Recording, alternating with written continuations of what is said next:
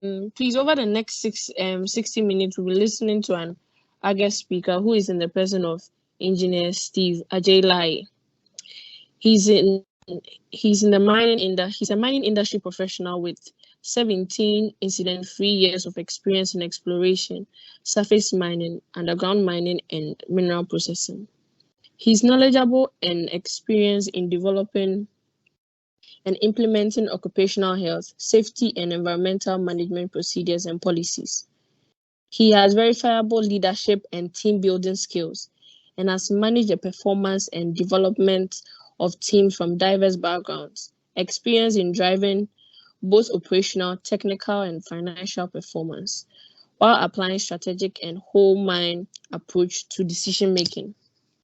He has worked in his native, which is Ghana, and other African countries, including Cote d'Ivoire, Burkina Faso, Senegal, Liberia, Sierra Leone, and Eritrea.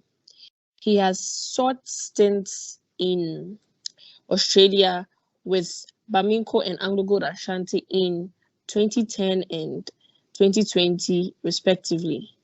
Currently, he works as a group manager, asset management at Endeavour Mining Corporation, where he leads in development, implementation, and management of a group-wide asset management framework for mine-to-mill equipment, mobile fixed processing plants, and infrastructure to achieve optimum time for production. Steve is also a professional member of the Ghana Institution of Engineers, as a member of the Society for Maintenance and Reliability Professionals, USA, a Certified Maintenance and Reliability Professional, CMRP, actually the first Ghanaian to be certified. He also holds engineering master's ticket or certificate of competency from the Mines Inspectorate Division of the Minerals Commission of Ghana. So finally, with a massive round of applause in our chat box, I would like you guys to join me welcome Engineer Steve Adjei.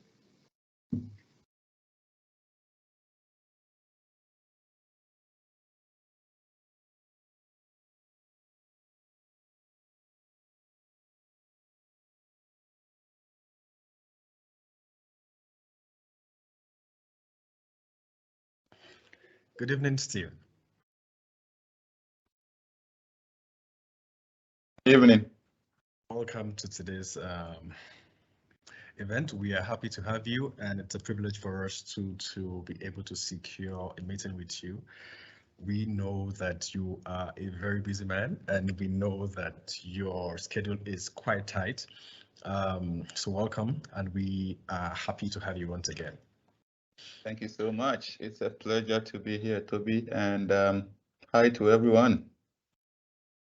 Yes, it's, one thing we've started to do as members of AfriMine, or as we run this career in mining event every month, is becoming a culture for us to, ask our guests how many languages they can speak, because we know that as a continent we have several languages, and ask them to say hi to us in all of those languages if it's possible. So as a starter, would you mind letting us know what languages you can speak and say hi to us in those languages? We would appreciate it. Yeah, that's a tall order. Thanks, Tobi. Yeah, I'll do that in a second, but before I do, I think I would like to say hello to everyone again before I say hi in languages, and also want to quickly mention that I am in this meeting or this conversation as Steve Adjei-Laryea and not as a representative of Endeavour Mining Corporation, which I work for. So what that means is that everything I say here or every conversation I have here is and are my own opinion and thought, and they do not necessarily represent the views and thoughts of the company I work for, right? So if you want to quote me anywhere on anything I say or I have said, please quote myself and not the company I work for. All right, so having said that disclaimer, where do I start? So I think I'll start from my native Ghana to say Minga Nyefe. The airways in Ghana would say Medogbe Namikata. I suppose the accounts will say Michia Munina. the Nzimas in the western part of Ghana would say Michia Bemwa, and of course the English will say hi, and the French will say salut. Salut to everyone. Thanks. That's a very amazing language. Unfortunately, I couldn't pick any of them, but regardless, thank you very much for that, and thank you for the disclaimer. So where are you joining us from today? Because we can see from your profile that you've been in a lot of countries working. So where are you joining us from today? I suppose, yeah, this is AfriMine, so I'm joining you from Africa. that was by the way. So I have called in from Abidjan in Côte d'Ivoire, yeah, that's where I have joined this call from. I left Ghana a few weeks ago, so I'm in Abidjan. Great, thank you for joining us. So very quickly, we'll start by asking, obviously you have about 17 years of experience in the mining industry. So we would assume that you have, it's been a while back when you graduated from your undergraduate studies. So can you remember any experiences what it was like being a student in KNSU? Yeah, being a student, what do I even remember? Look, it's been quite some time, right? But I think that like many people perhaps on this call, didn't have the luxury of having extreme fun during my school days because mainly of my background. But I think what mattered to me was that at the end of the day, I was in school for a reason. And so regardless of what the circumstances and conditions were, we had to make the best out of whatever we have. And so that's really what happened. I mean, also to say that I did a bit of radio in school. I loved to go on a float when it was engineering week. Yeah, what else do I remember? There was a place we used to eat rice and beans and curry and beans and things like that. It was fun. I had friends in school, which I still do have. And I had a best friend in school, which I still do have, and it's actually my wife now, so if I don't remember anything from my school days, I still remember the fact that I had a wife from school. Beautiful. That's probably one of the most prized position, from that experience. After undergraduate, from your bio, we could read that you have gone to pursue further studies as a postgraduate. Currently, you said you have an MBA and you are also pursuing mining engineering degree. I haven't had a mechanical engineering background. So tell us, is it necessary to go for a postgraduate? And why MBA? Why business? Why not engineering initially? Thank you. Look, I think that is it necessary? It's more relative than me prescribing anything for anyone. It's really based on what you would like to use that further studies for. So in my case, it was necessary. All right. Like you rightly mentioned, I have a bachelor's in mechanical engineering. Prior to that, I had an HND in mechanical engineering also. All right, so that's what I had been using to work, managing myself and managing teams. It got to a point in my career where I needed to understand things in a broader context, more than just understanding maintenance or mechanical engineering. And as you know, business means you should understand the language of business. And so masters in business administration really gave me that toolkit that I needed to move to the next level, where I really understand the decision-making process in a company, what affects cash flow, what affects profitability, how the macro and microeconomics of country affects the commodities that we produce. High supply chain, fit into what we do, and most importantly, organizational behavior, how companies are developed in terms of organizations and how structures are made. and the importance of having soft skills to lead people, you know. So for me, it was necessary, but I mean, and that's the reason I did an MBA.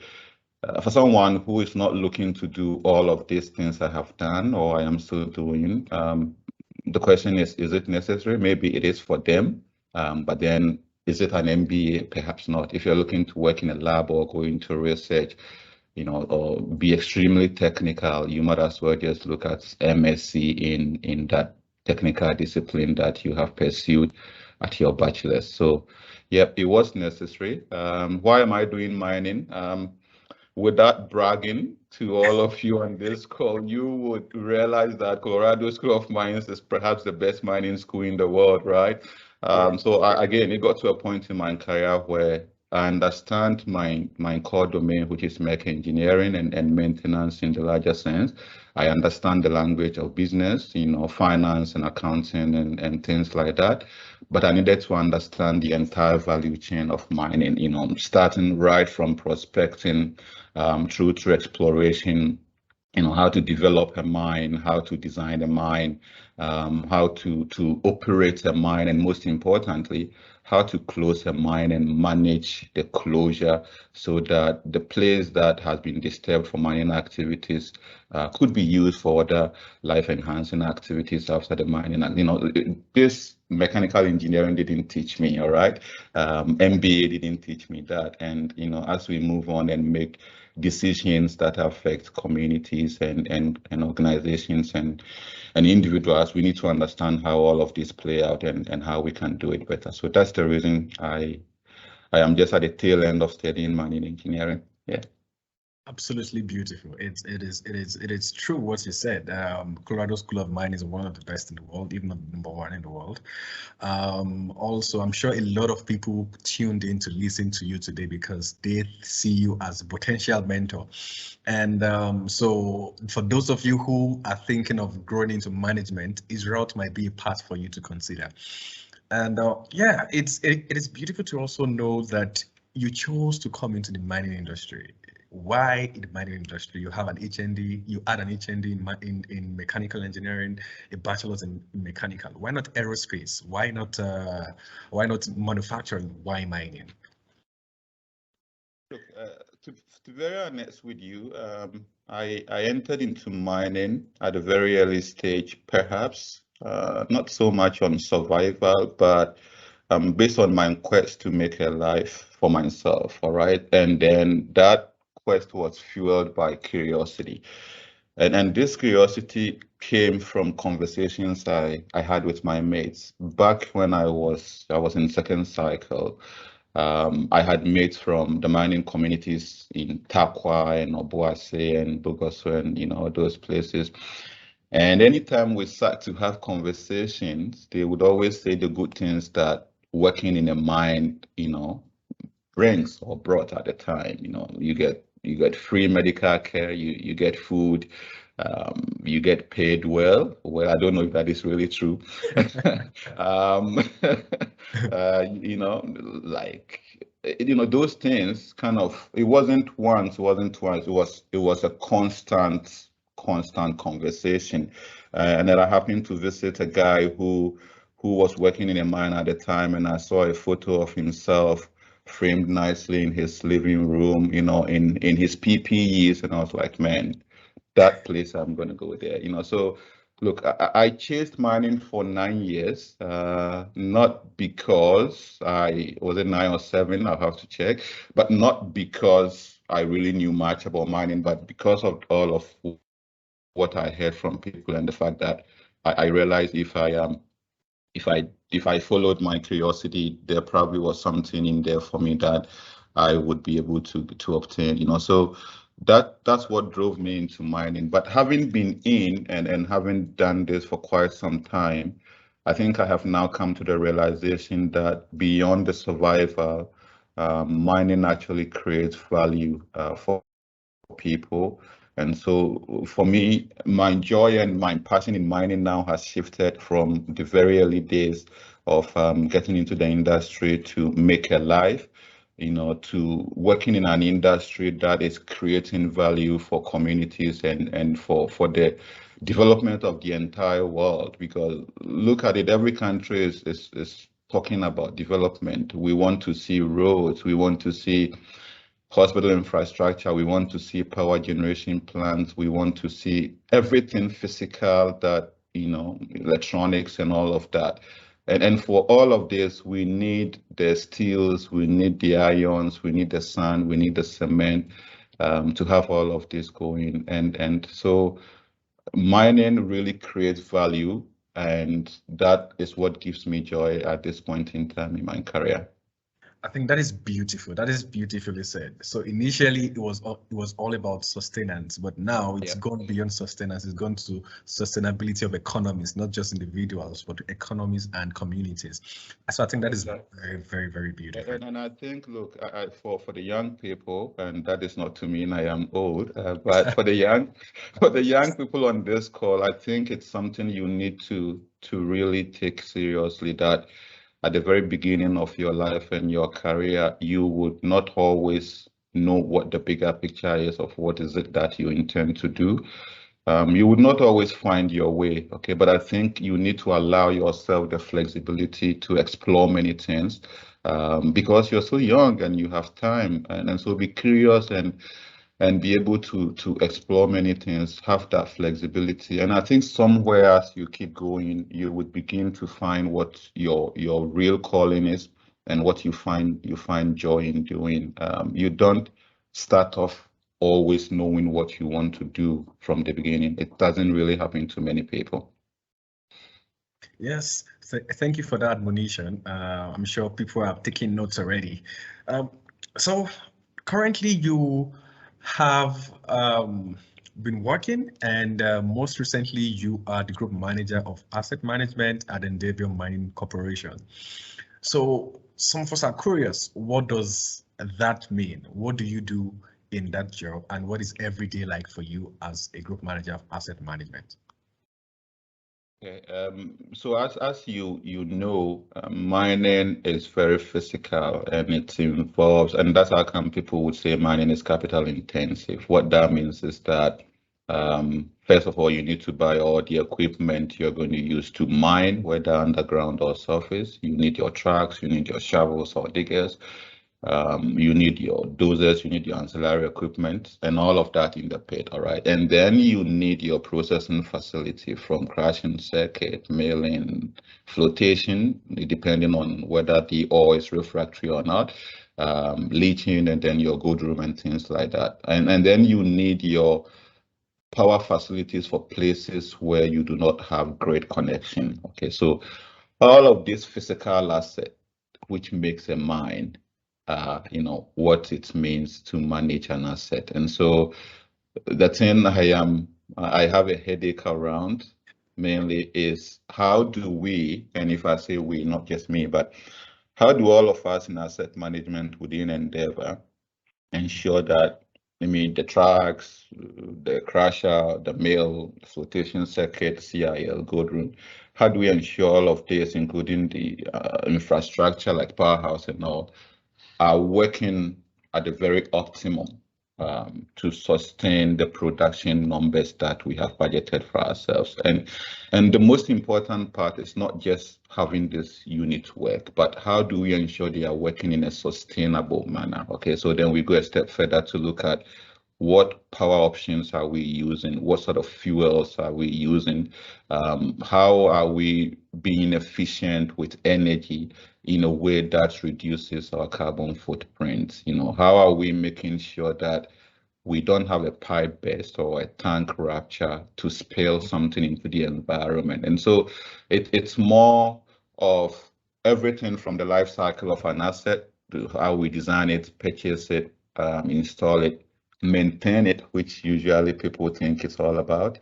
And then once it has finished doing its work, we retire it. And so that's what I do, leading a team of engineers in the group across our 6 operations, and strategically making sure that all of what they do on the sites is aligned with what the business's objective is. So don't forget, you run a business which has a strategy, and this strategy is being executed through a certain business model, right? And so each department or each discipline in the business has to make sure that what they do on a day-to-day basis, I mean, to the very level of the guy on the shop floor, aligns to the very large picture. And so that's what I have a headache around, and I have to say that I have a team of good people, and I have good leaders. I have good managers, people who support and give you guidance, and I think we're doing great. So yeah. So in terms of what's my typical day like, or what is it like to be in my role? So if I'm not working on a strategy or something around a framework, I am somewhere on the mines looking at what the people are doing, supporting them, kind of acting like an internal consultant, making sure that what the strategy we have developed, or the strategy we have developed is what they are using, you know what I mean? Because there's one thing developing all these beautiful strategies in the corporate office, and there's another thing making sure that execution is really happening. And so I share my life and my time between these two spheres of my work. That is beautiful. You did mention that you are currently heading that team across 6 mines or 6 operations. So do you mind giving us what commodities does Endeavour Mining specialize in, and how many people are you leading? Look, commodities is gold, and I have done gold all my life. I think in West Africa, the largest commodity we do is perhaps gold. I haven't looked at the numbers I know we have bauxite and iron ore, in some places, but I think we largely do gold. And so we do gold. We have an operation in Côte d'Ivoire, which is operating, of course, and there's one in development. We have 4 operations in Burkina Faso, and we have one in Senegal. So how many people do I lead? Look, I think that's more an information that I wouldn't want to put out because it's a company information, yeah, but quite a lot, I would say. But something you've said now is that people are very important to you, to your growth in career, to your decision making in career. You did mention people who inspired you to get into that space, into the mining generally. You also mentioned people that you work with to sustainably run the strategy and the operations. So is it possible to work without people, and are people sometimes headache for you? Be quite honest with you. There's a saying that if you want to go fast, go alone. But if you want to go far, go with people. I doubt there is one single person who can do it all by themselves. You can't do it unless you just want to play small. But even that, you need people. And so for me, that's why leadership is important to me. Look, the Bible mentions clearly for those of us who are Christians and respect to every other religion where you have come from on this call. It is clear that there are 3 phases or 3 stages in leadership where you first learn to manage yourself, and you first learn to manage a very few group of people, like your home, and you then manage a group of people. Okay, so leadership is all about people. For me, I focus on making sure the people I'm working with are getting the best they need in terms of leading them with empathy, in terms of looking at their growth, in terms of making sure they are performing at a very optimal and excellent level. And when you focus on growing people and making people feel a part of a bigger purpose, they in turn become excellent at what they do, and they make you succeed. All right. So I think sometimes people flip the coin and want to micromanage people and want to tell people what to do, and putting impediments in the way of people. I I think that is the other way around. Get your people happy, make sure they're growing, manage their work, and they would manage their work. You know what I mean? So I think it's that cycle instead of turning it the other way around. If you want to get the best out of people, give the best to people. Perfect, perfect. Also, I just feel like it's important to also touch briefly on your experience. What has, particularly with managing equipment, which are designing, managing, and ensuring that it's been retired properly.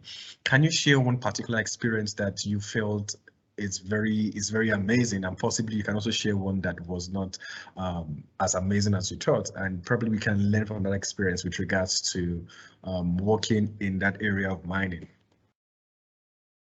I think I do not fully understand your question, Tobi. Okay.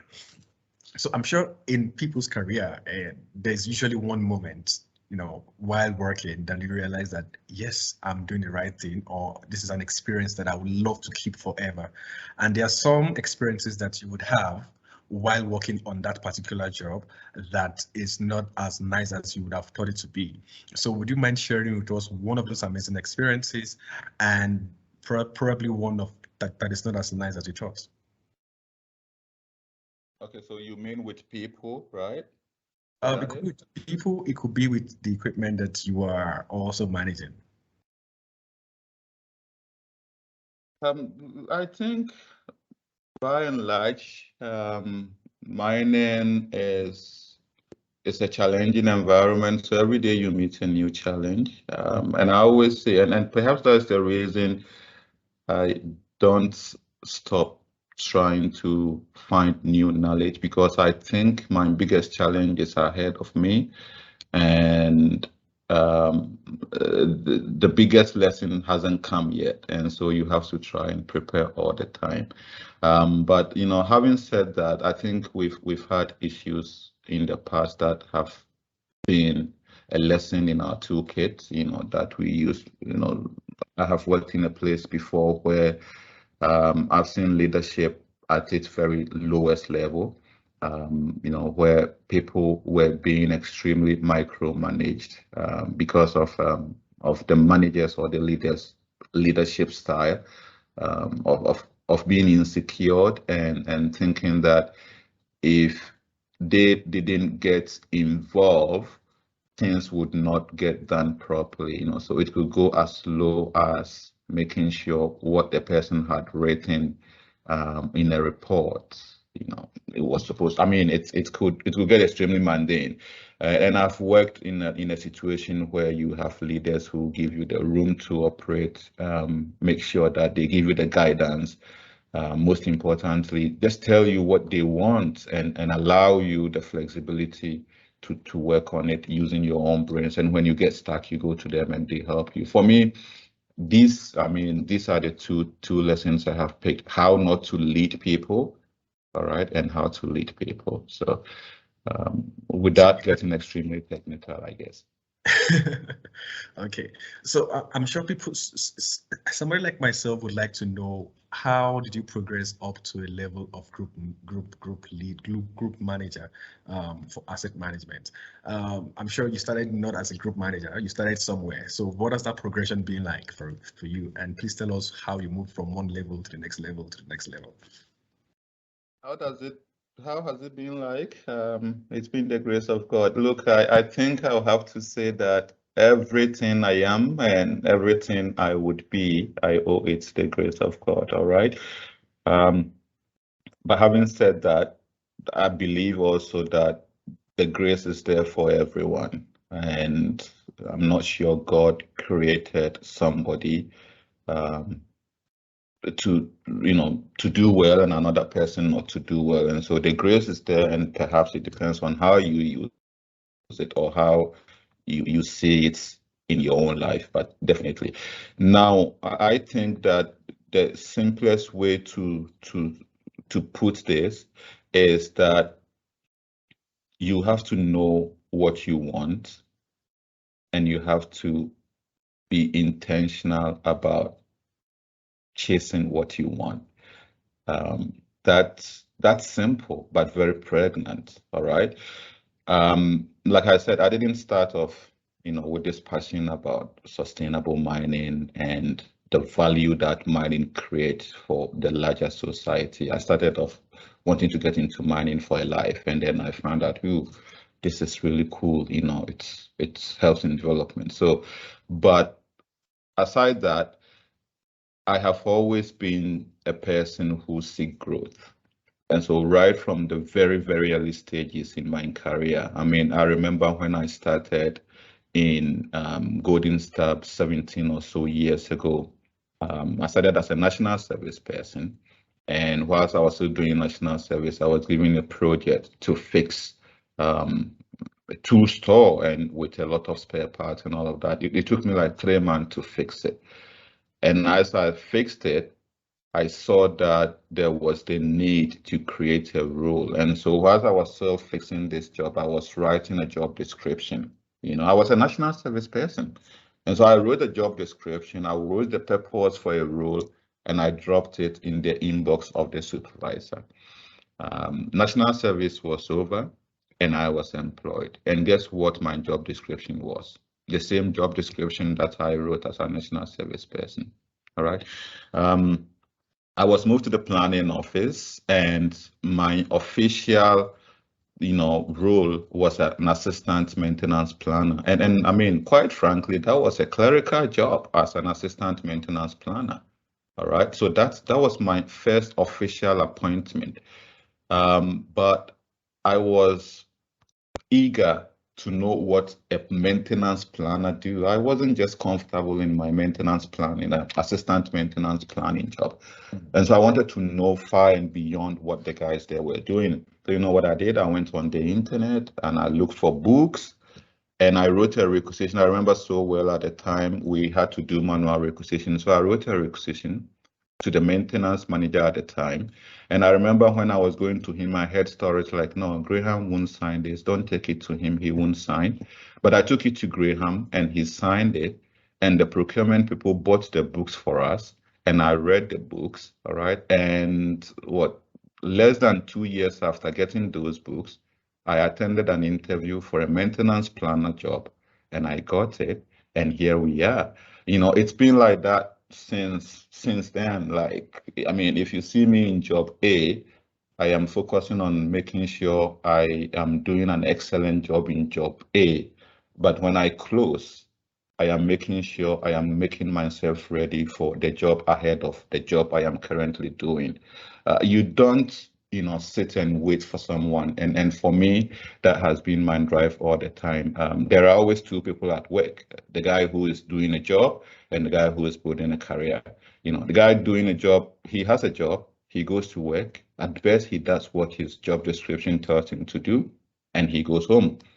His training is based on what the company thinks he has to, all right? But the guy who is building a career is different. He's more curious. He pays for his own training. He's asking questions. He's bringing initiatives.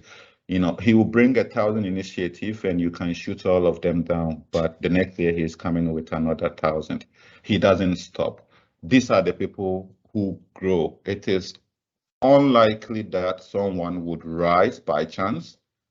People who rise do that intentionally. Look, you can get into a company by accident. You can get into a role by accident. But I think that you can't grow by an accident. You have to be deliberate about growth and you have to grow. So perhaps I'm going deeper than I'm supposed to, but in addition to the grace of God, like I have mentioned, it's been consistent adding value to myself. It's been consistent always stretching to see what's out there that it's above me, and people like myself, who grow by doing more things. If you keep that person in one role for a long time, they become bored. And when people like that become bored, they become distractive. And so I think smart companies have found that. And when they see that is your nature, they can keep you in the same role, but every now and then they'll throw projects at you so you don't get bored. Some not too smart companies haven't seen this. And so they'll keep those people in the same role for a long time, they become frustrated and they leave because it's not their nature to keep doing the same thing over and over again. And so I think back to what I said, you have to know what you want and you have to be intentional about chasing and getting what you want. That's really the basics. So we can just take a guess that maybe next time we'll be on this similar call, you'll be a CEO somewhere. Well, I will not rule that out. If it is the wish of God, which I don't think God wouldn't want me to be a CEO, it's something that is a possibility. Okay, but for me, it's not so much what my job title is, but it's so much the influence that I can get to, make people's life better, and so much the representation that I can give to people. There should be a guy in my village who would see me and say, oh my goodness, if that woman's son could do this when he sat in classrooms which did not even have cement, then I can do better. There should be a guy in your village who would look at me or my profile and say, goodness me, if that guy read mechanical engineering and he's doing what he's doing, then I can do it too. The same way I look at Tom Palmer, the CEO of Newmont, and say, gosh, if Tom read mechanical engineering and he's the CEO of Newmont, the biggest gold mining company in the world, boy, you can do it too. So representation matters. And for me, there's no better blessing like being a channel for others to grow as well. Thank you. You undoubtedly have had an extensive travel experience, while working. And is it safe to say that mining gives you the opportunity to travel, or are there certain roles that travel is restricted for? I think, yeah, perhaps it's in every industry. I wouldn't think it's just mining. I think it's more like when you work for multinationals. I mean, if you work for the community bank in my village, you can travel, but that would be on your own, right? Whereas if you work for a multinational like say EcoBank or StanChart or ABSA or Stan, the possibility of you doing what you're doing for the same company in a different country is high. So I think it's more of the company you work for. But again, it comes back to you. It's not, companies don't just move people around. They move people around for value. They move people around for reason. And so if you are creating that value, or if they see the benefit in moving you to a different country, then that's it. In another case, companies won't hire you to work for them doing a role that looks at multiple operations in multiple countries. They do that when they know you can add value. So I think it's more, again, yourself. What do you want to become? Are you happy to work in your small corner and say, I won't muddy the waters? I value job security and, hierarchy. And so if my boss hasn't said anything, I won't say anything. Or, you are happy bringing initiatives and, breaking rules where necessary, so that, somebody would see value in you. Look, you can't be too conventional in this VUCA world and think that things will work out. It's probably going to be very difficult if you want to follow every single rule in this world. You have to break some of them, but be careful which ones you break, because some could break you if you break them. Thank you. I just want to take this time out to tell you that if you have questions, please post your questions in the chat. We will get to that in a very short moment. I'm sure Engineer Steve would love to answer your questions. Somebody briefly asked that what was the maintenance planning book that you asked procurement to get? I guess is willing to learn from that book too, and probably follow after your footsteps. So if you go on the internet, check IDCON, There is a company in the United States, IDCON. Icon, it was owned by a guy called Chris Idama. By the time I was buying the book, he had over 40 years experience, and that book was really good. And so it's maintenance planning and scheduling from Icon. They have a wide range of books. You can check them out. And look, don't perhaps just go chase Icon because I read their books. I haven't read their books in a very long while. I did in 2006 and 7, I guess. So I'm not very sure how the books are now and how relevant they are in today's world where things have changed. And so, yes, it's Icon, but you may want to do further research to see what's very relevant in today's world, knowing that how maintenance was done in those years is not the same as things are being done today. Things have changed. Yes, so just like you said, things have changed. I'm sure skills too have changed. So since you began your career, so in today's world, what skills do you say would distinguish somebody who is just getting into the industry or somebody who is just starting his career in the industry? I think that so first, the industry is moving more towards digitalization and automation, things like that.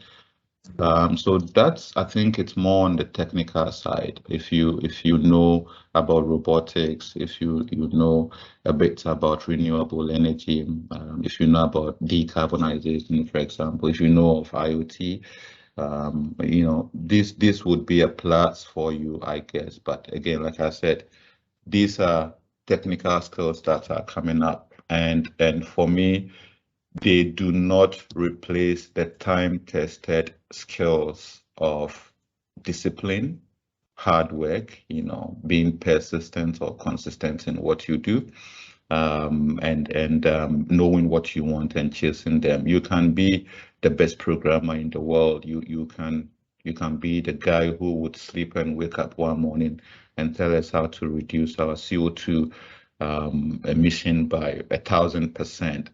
If your attitude stinks, no one's going to want to work for you or put you in a team.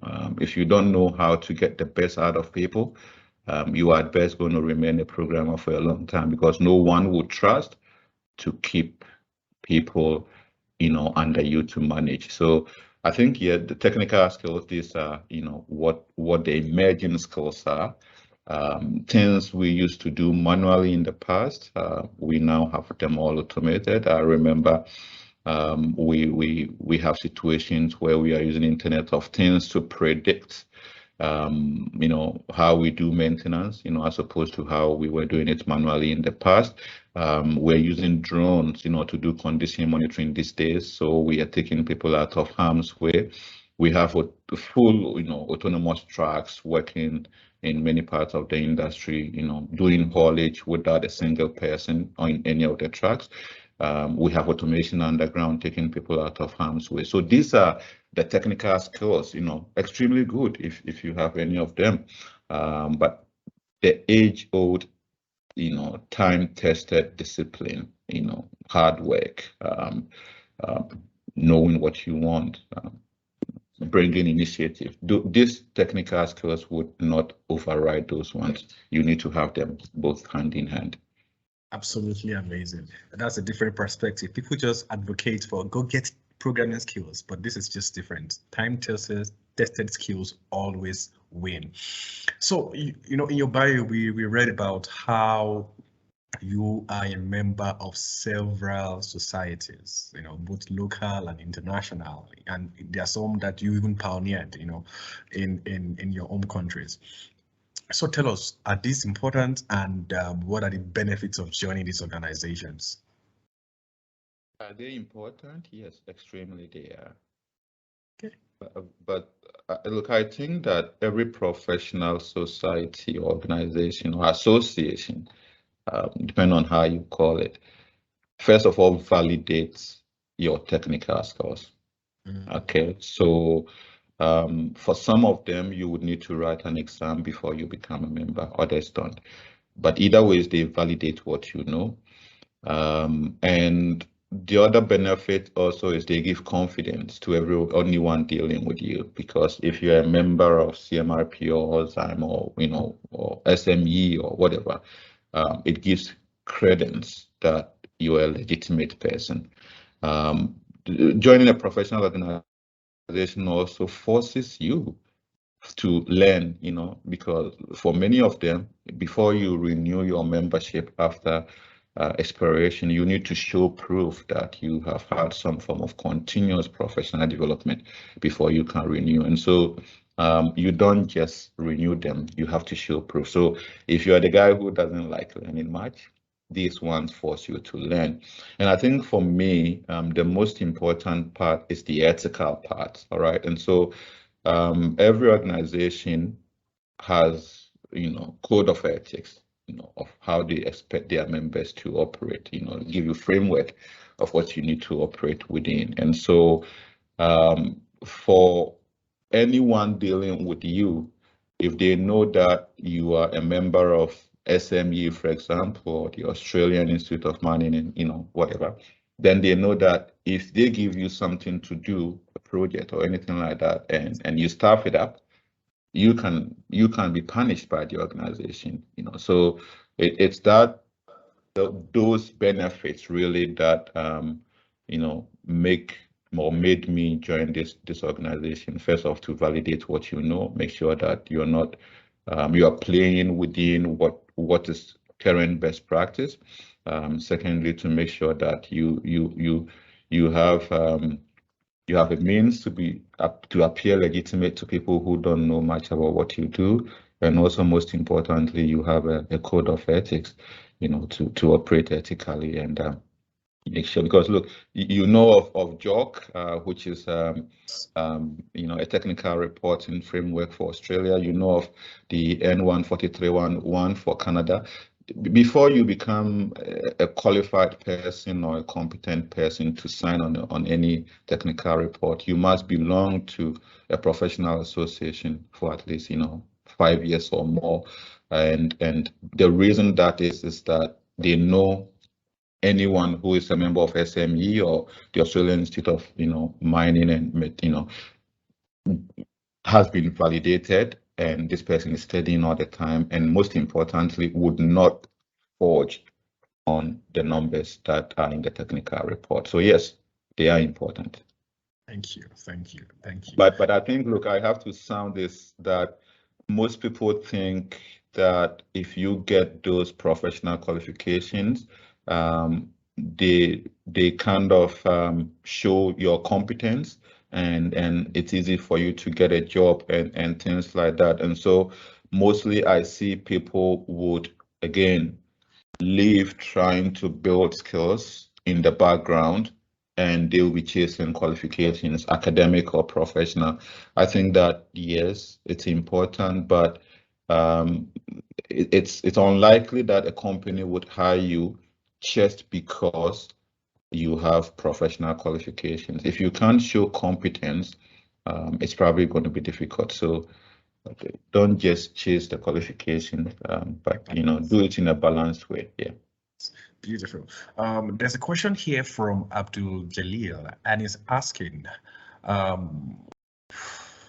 what are some of the lessons you've learned during your job search for several years? Because I think you didn't mention that it took you about 9 years, about 7 to 9 years to get into the industry. So what are some of the lessons you learned during that search, and what are some of the mistakes that you made while you are doing that?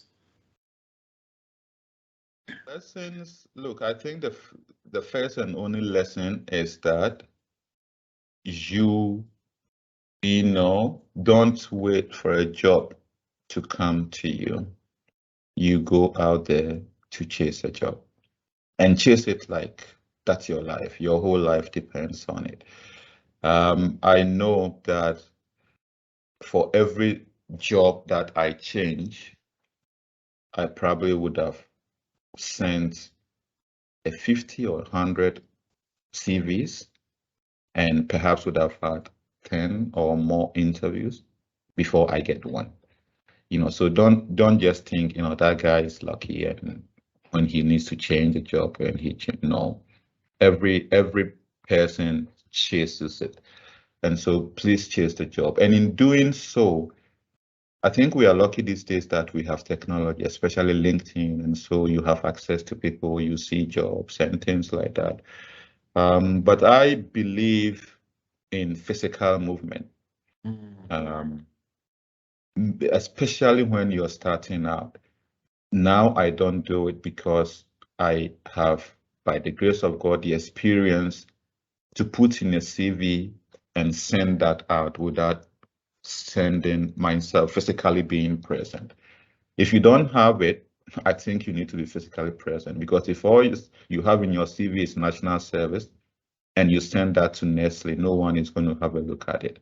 If you send that to Angogo Ashanti, or you send that to Newman, and look, let's not make it look like those companies are bad. They are not. They are running businesses. Okay, they have shareholders' money to manage, and so they are not AfriMine. They are not non-for-profit. They are profitable organizations, and so for every single head count they put on, there should be a corresponding value to the product. All right, and so if you don't have the skills to put in a CV to send, please physically, if you can, move out there. I gate crashed. I would stand at a mine gate. I know people who have done that many times. I mean, how I got national service in a mine, many of you are aware. You know, I had to lie that I was going into the mine to secure a field trip for the students in my school. Why? Because I wanted to physically go and talk to somebody, and this was 17, 18 years ago. I mean, I did that. There was still the internet. I had an email address. I could have just gone and sent somebody an email. I mean, there wasn't Facebook or LinkedIn, but there was High Five.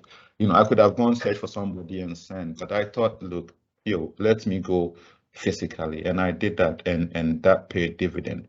And so if you don't have the skills, please move out there and physically go beg people that, please, I want to learn. Please, I want to learn. And I know if you do that in 5 places, someone would give you the chance to learn.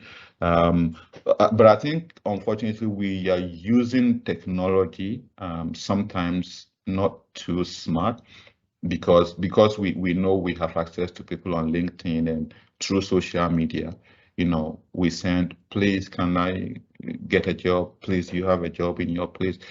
Look, it's difficult to get a job through that way.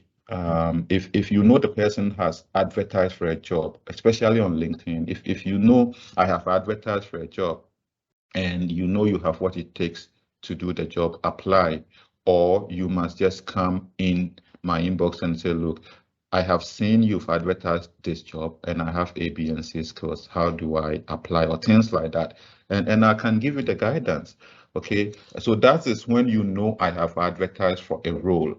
And if you are prospecting for job, you know, you come and message or you know, design your message in a way that means you are prospecting. So Tobi, I know how to do A, B, and C, and I have worked with XYZ company, and I was wondering if you have a role in your company now or coming up in the future. You can show your CV. Please have a look. If you know this one, you are prospecting, because I know Tobi has not advertised for a role. All right, but we all go in, Tobi, please, I need a job. Can you find me a job in your organization? And we send our CV. Whereas he's not advertising for a role, you know, whereas he's probably not even the guy in charge of the department you are sending this to. And the best he could do, which is what I do all the time, is to forward your CV to the people involved. And that's not a guarantee that, you know, they would hire you. And I can tell you for a fact that I have done both. You know, many years ago. Look, I went on LinkedIn in 2009, and so you can imagine how long it's been. I did a prospect, and it got into a conversation, and I got a job out of this. And there was once I saw someone had advertised for a job. I thought I could do it, you know. So I went in and, you know, tailored my message, and it went into a conversation, and I got a job out of that, you know. So know how you go about using technology today versus physically going out there to chase a job. We shouldn't, as it is, accept the fact that things are difficult and so jobs are hard to come by, and so you send one CV or one resume and you don't get a feedback and you stop and you throw your hand in despair. I always tell people it's going to be okay in the end. If it's not okay, it means it's not the end. So you have to keep moving. Thank you. Thank you. There've been a number of questions coming out, and it seems that we may not be able to answer everybody's question, but I'll pick up one or two, and we'll look towards rounding up this interview session. Thank you, Mr. Stephen, for that particular emphasis on knowing how to balance between using the internet and going in person. The in person always work. I remember that was how I got my first job. Okay, there's a question from Benjamin asking, what are your core values? And I think this aligns with, I'm sure you've mentioned some of them while you spoke, and this aligns with your leadership that you particularly are very, very passionate about. So do you mind briefly letting us know, oh, this and this is what I hold very esteem? Well, the first one I would mention to you is integrity. It's, for me, it's difficult to be taken seriously when people don't trust you, and when people think that you say A and you do B. All right. So look, my first core value is integrity, and I think that it has played a key role in getting me to where I am by the grace of God. I remember at one point in my life, a guy walked into my office and he handed me an envelope, with his CV. Says he was looking for a job, so I took the envelope and I tore his CV in front of him, put it in the bin, and gave the money back to him and walked him out. He sees me most times these days. We have met on different minds before, and anytime he sees me, the respect is different. People around me know that if I come home today that I don't have a job, they know for sure that it is because I perhaps have been sent home on redundancy or because there's no work. Okay, but they know I wouldn't go home out of a job because I had done something unethical. So integrity is very important.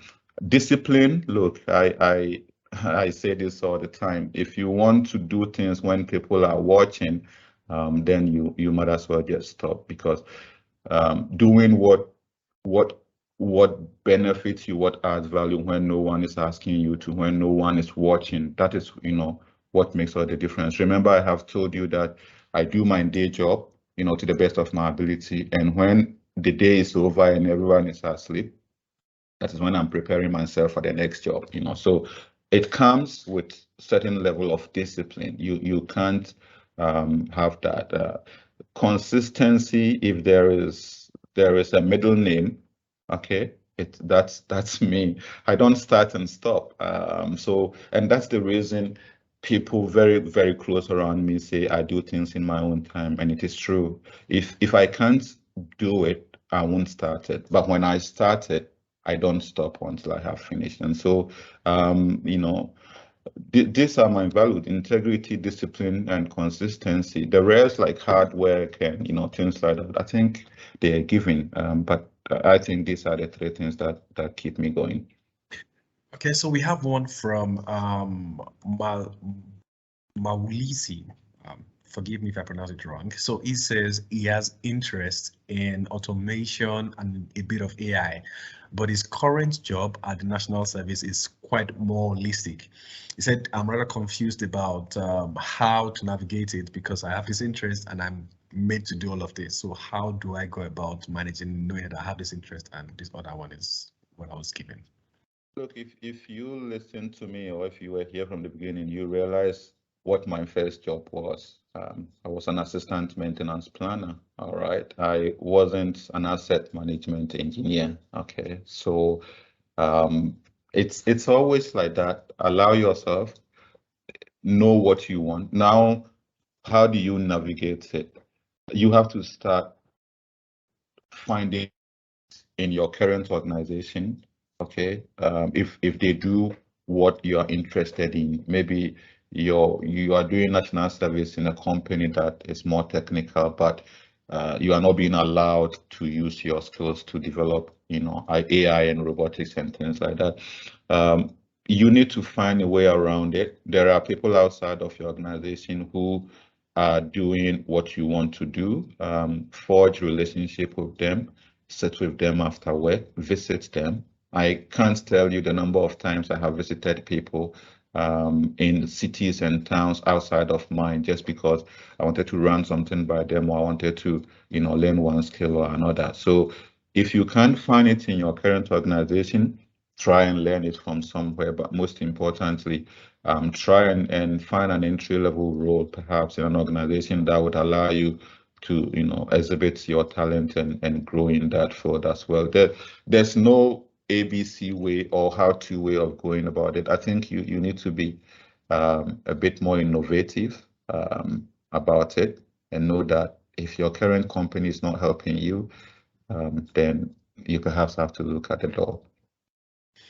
All right. So I think we're going to have the last question here, and what we can do, depending on the availability of Engineer Steve, we can collate your questions and pass it across to him. I'm sure he can address it in one of his posts on LinkedIn. So make sure you're following him on LinkedIn, and I'm sure you'll see your answer someday soon.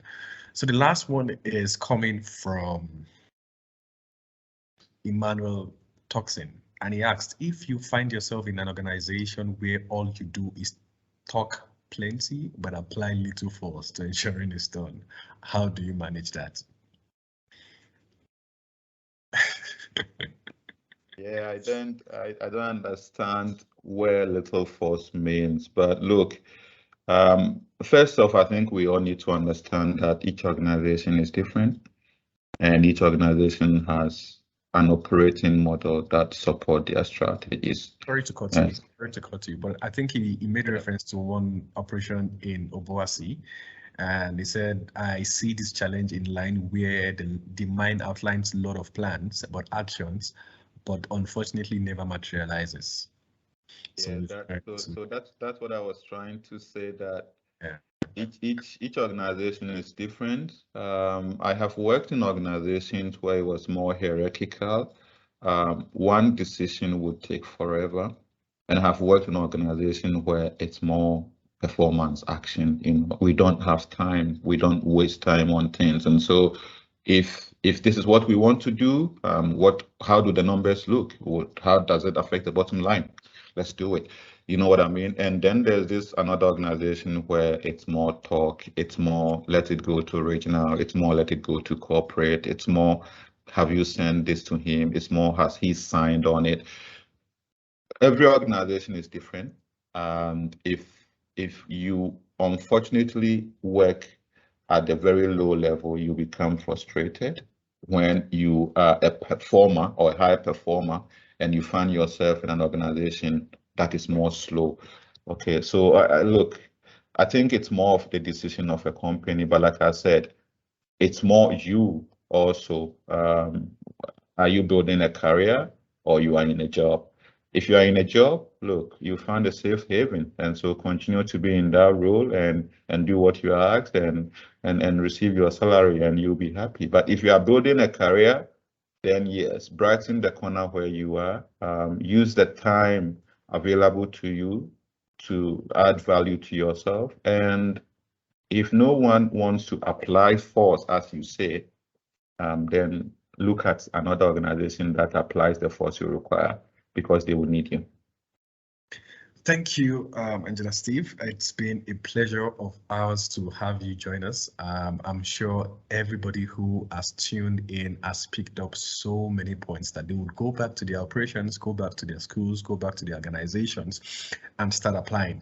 We look forward to having more conversations with you in the future, depending on your availability. And like I said earlier, maybe the next one will be when you're a CEO. We look forward to that, and we are supporting you all the way.